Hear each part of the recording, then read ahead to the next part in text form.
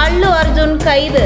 25 லட்சம் கொடுத்து மூடி மறைக்க பார்த்த அல்லு அர்ஜுன் தட்டி தூக்கிய போலீஸ். தெலுங்கு சினிமாவை மிக உச்சத்திற்கு கொண்டு சென்ற படம் பாகுபலி. சுமார் 1000 கோடி ரூபாய் வசூல் சாதனை படைத்த பாகுபலிக்கு பின்பு வந்த RRR திரைப்படம் தேசிய விருது பெற்றது. அதனைத் தொடர்ந்து அடுத்து வந்த அல்லு அர்ஜுன் நடிப்பில் புஷ்பா பார்ட் 1 வெளியாவதற்கு முன்பே பாகுபலி RRR போன்று மிகப்பெரிய வெற்றியடைய வேண்டும் என்பதற்காக அந்த படத்தின் ப்ரமோஷனுக்காக பல யுக்திகளை கையாண்டது படக்குழுவினர். அந்த வகையில் புஷ்பா படத்தின் மூலம் அல்லு அர்ஜுன் பேன் இந்தியா ஸ்டாராக வேண்டும் என்றால் புஷ்பா படம் இந்தியா முழுவதும் உள்ள அனைத்து மொழி பேசக்கூடிய மக்களிடமும் கொண்டு சேர்க்க வேண்டும். அப்படி கொண்டு சேர்க்க வேண்டும் என்றால் கிரிக்கெட் வீரர்கள் தான் சரியான தேர்வு என கிரிக்கெட் வீரர்கள் ஜடேஜா, விராட் கோலி போன்றவர்கள் புஷ்பா போன்று செய்கை காட்டி அதை ப்ரமோஷன் செய்தார்கள். இதற்காக திரைமறைவில் ஜடேஜா மற்றும் விராட் கோலி இருவருக்கும் புஷ்பா படக்குழு தரப்பிலிருந்து பணம் கொடுக்கப்பட்டதாக கூறப்படுகிறது. இப்படி பல யுக்திகளை கையாண்டு புஷ்பா 1 வெளியாகி மிகப்பெரிய வசூல் சாதனை படைத்தது. அந்த படத்தில் இடம்பெற்ற சொல்றியா மாமா சொல்றியா இந்திய அளவில் பிரபலமானது. அந்த வகையில் அல்லு அர்ஜுன் நடிப்பில் அடுத்து தற்பொழுது வெளியாகி வெற்றிகரமாக ஓடிக்கொண்டிருக்கிறது புஷ்பா 2. 1000 கோடி வசூலை தாண்டி சென்று கொண்டிருக்கிறது. இந்த படம் இப்படி 1000 கோடி தாண்டி வசூல் சாதனை படைப்பதற்காக பல்வேறு யுக்திகளை கையாண்டது அம்பலமாகியுள்ளது.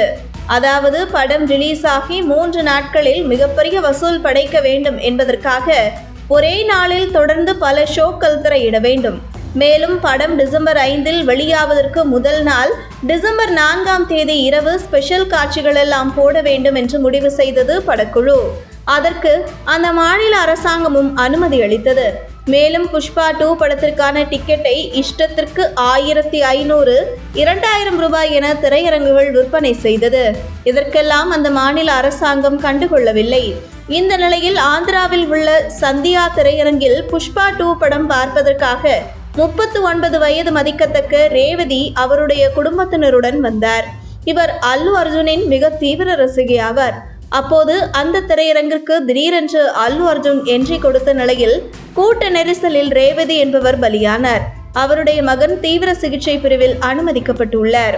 இந்த நிலையில் இந்த விவகாரம் மிகப்பெரிய அளவில் விஸ்வரூபம் அடித்து அல்லு அர்ஜுன் மீது கடும் விமர்சனம் எழுந்த நிலையில் அல்லு அர்ஜுன் உயிரிழந்த ரேவதி குடும்பத்திற்கு 25 லட்சம் ரூபாய் நிவாரணம் வழங்குவதாக அறிவித்தார். ஆனால் அவருடைய கணவர், எனக்கு 25 லட்சம் ரூபாய் முக்கியமல்ல, என்னுடைய கல்லீரல் பாதிக்கப்பட்ட போது என்னுடைய மனைவி அவருடைய ஒரு கல்லீரலை எனக்கு கொடுத்து என் உயிரை காப்பாற்றியவர். என் மனைவி உயிர் பிரிந்ததற்கு நீதி வேண்டும் என்று வழக்கு தொடர்ந்தார் ரேவதியின் கணவர். இதனைத் தொடர்ந்து திரையரங்கு ஊழியர்கள் 3 பேர் கைது செய்யப்பட்டிருந்த நிலையில் தற்பொழுது அல்லு அர்ஜுன் கைது செய்யப்பட்டு விசாரணைக்காக அழைத்து செல்லப்பட்டார். பின்பு நீதிமன்றத்தில் ஆஜர்படுத்தப்பட்ட அவருக்கு 14 நாட்கள் நீதிமன்ற காவல் விதிக்கப்பட்ட நிலையில் தற்போது இடைக்கால ஜாமீன் பெற்று திரும்பியுள்ளார். அல்லு அர்ஜுன் கைது கூட படத்திற்கான ப்ரமோஷன் என கூறப்படுவது குறித்து உங்கள் கருத்துக்களை கமெண்ட் செய்யுங்கள்.